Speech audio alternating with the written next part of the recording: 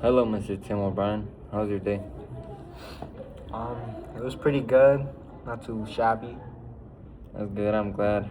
I was gonna ask you some questions, and I wanted to dive deeper on the book that you made. Sounds good. I'm ready to give you some answers. All right.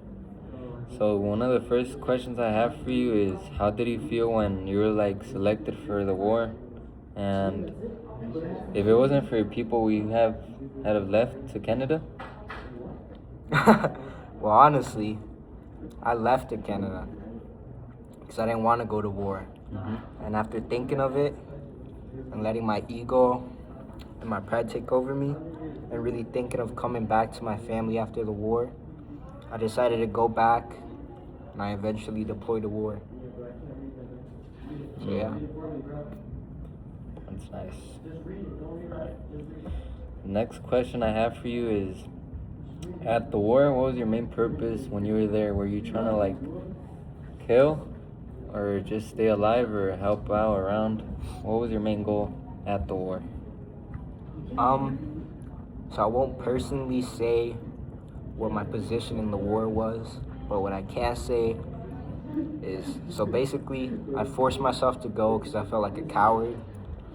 I wasn't trying to win any badges or be any like a war hero or anything like that.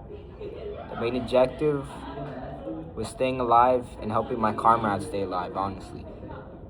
I understand. The next question I have for you is, during all the violence with your friends dying, and did that affect you in any way that you would maybe want to take your own life because of the unexpected deaths that you've had, and you don't want to experience those deaths? Um, yes, like I said in the book, after the war, I contemplated suicide because of the death of my fellow comrades and just all the pressure that war put on me and like the trauma. So yes, I did think of committing suicide, but then I became an author, and that really just helped me in life a lot.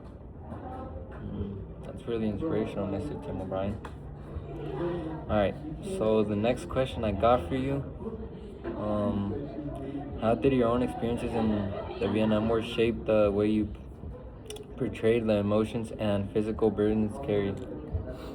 Um, when I was a little kid, I completely thought that war was just being tough, having muscles, being tall, like just being physically strong. And when I got deployed to war, I realized that it's really more mentally, because it's not exactly like physically. It's really what happens in war and how you portray it and like how it messes you up mentally. And it's really the mental part that messes you up the most, way more than physical, unless you get like your leg blown off. But I didn't. Um, Another question I have is, by the soldiers, or no, in what ways did your time in the Vietnam War, the stories you tell, and the things they carried?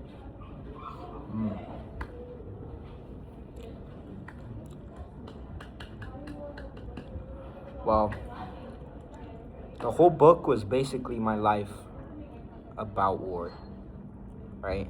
Yeah. So it was before I went to war, and when I got selected to go to war, when I ran away, when I came back, when I got deployed, my time at war, and all the impact it had on me after war, like even as an old man I am now. So really, if I didn't go to war, I wouldn't have had to write this book, because remember, I was suicidal about the war until I started writing my thoughts down and really making a book. Alright. I got two more questions for you. Thank you for giving me your time and with these questions. Of course. Alright. Second to last question. On your book, why didn't you tell us about the things you carried? Because you mentioned the things about your soldiers that they carried. Why didn't you tell us about your things? Or was it Linda's death that you told us at the end of the book?